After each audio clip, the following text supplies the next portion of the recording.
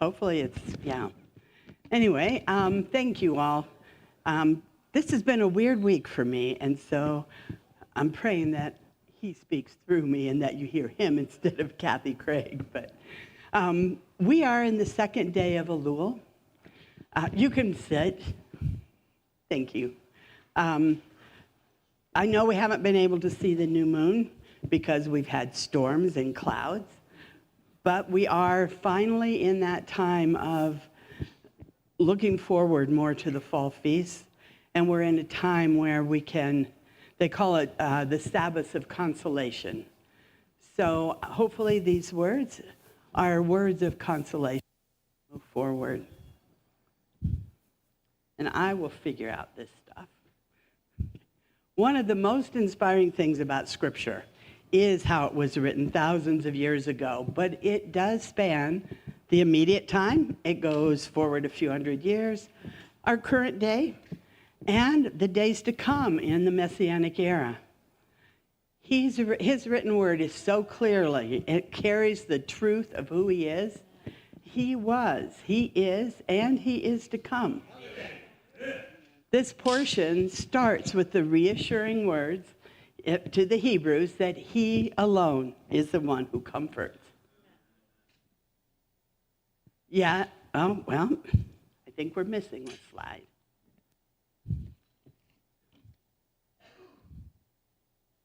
Sorry.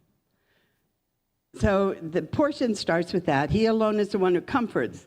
Yet at that time, the people were in great fear of men, and they forgot God. They were fearing men in the Babylonian exile. They were fearing men when the Romans and the Greeks and even some Christians took over the land. Unfortunately, the Christians had a place in that. Yet at that time, the people are in great fear of men when this was written, and they forgot God. They were fearing men in the Babylonian exile. They feared men when the Romans and Greeks and even some Christians, did I just repeat that? Christians took over the land. And today, what or who do we fear? Do we fear COVID, political powers, environmental changes, confusion of genders, governmental control, increasing crime and decreasing morality, lawlessness, the whole concept of being woke? Each one of those comes from godlessness, from falling away from the instructions that he clearly gave to his people for peace and prosperity and security. Our God says, "But you have forgotten Yahweh, your maker, who stretched out the heavens and laid the foundations of the earth." When we as men forget him and his ways, there's always an impact on his people. Sometimes other people as well, not just us.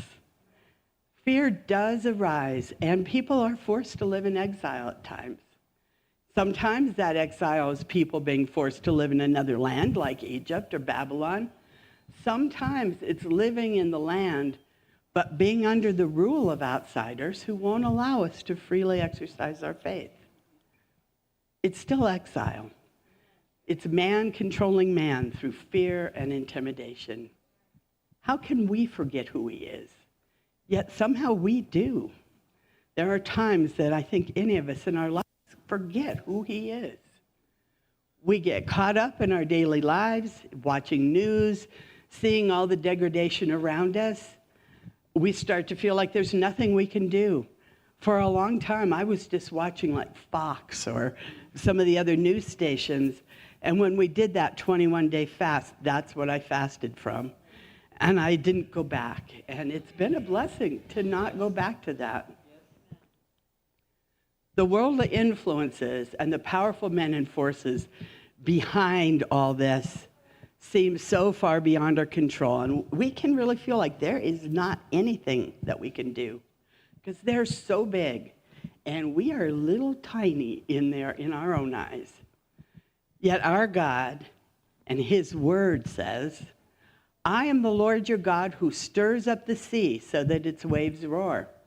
His name is Yahweh of hosts. I have put my words in your mouth and covered you in the shadow of my hand in order to plant the heavens, to found the earth, and to say to Zion, You are my people. He knows the devastation of exiles and the power the enemy has poured out. Sometimes we exile ourselves in our thoughts and things that we do. But he comforts us, his people, through the ages. He says, this is what your Lord says. Yahweh, even your God, who defends his people, look, I have removed the cup of staggering from your hand. That goblet of it, the cup of my fury, you will never drink it again. I will put it into the hands of your tormentors who said to you, lie down so we can walk over you. You make your back like the ground, like a street for those who walk in it. Now we know where that wording comes about. Don't let people walk all over you. That happened with the Egyptians.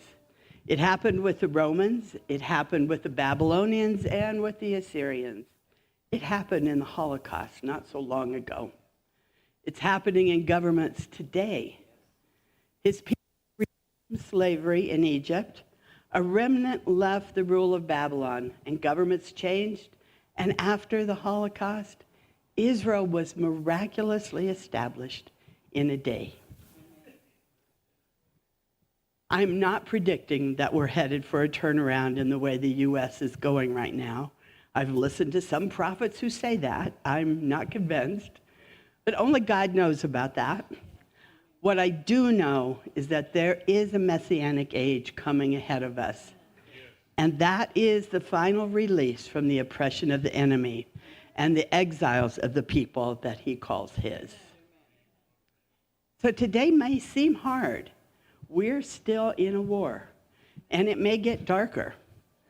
We're called still to abide by his righteousness and stand for his ways in spite of the darkness. But what did God say to his people in the midst of it? What gives us hope? And what words is he still saying to us today? Awake, awake. Put on your strength, O Zion. Put on your beautiful garments, Jerusalem, the holy city. For the uncircumcised and the unclean will no longer enter you. Stand up, shake the dust off yourself.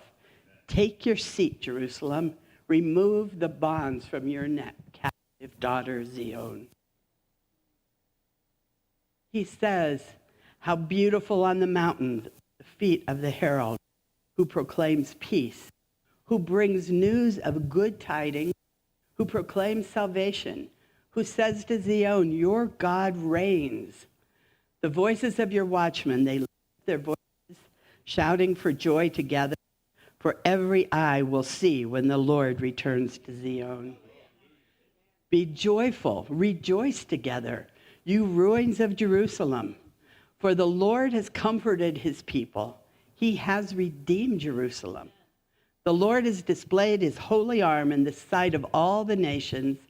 All the ends of the world will see the salvation of our God. So we don't have to be blind and deaf to those things happening around us today. He says, awake. He says, pay attention and take action. But don't forget who I am and what I will do. He asks us to hold on to him, to remember who he is, and to love and honor him and keep his ways. He asks us to turn away from wickedness and lawlessness. There are things we can do.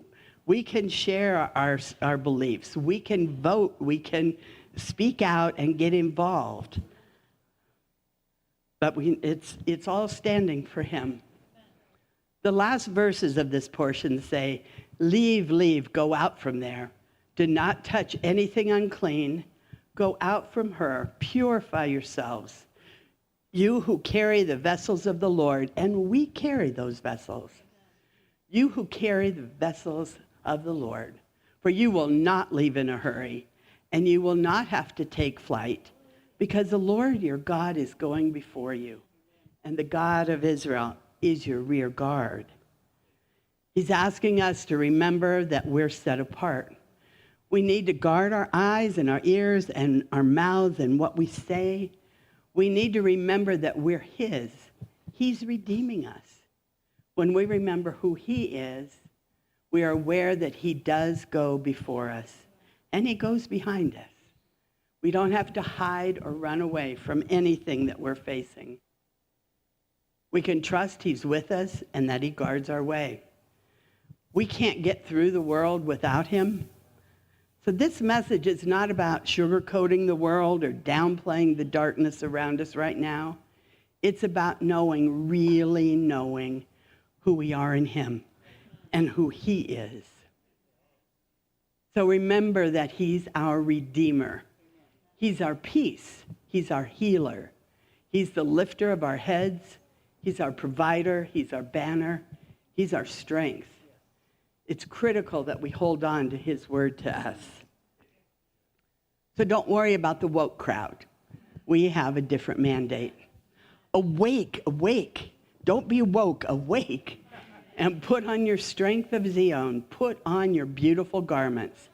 And in his time, in time, all the ends of the earth will see the salvation of our God.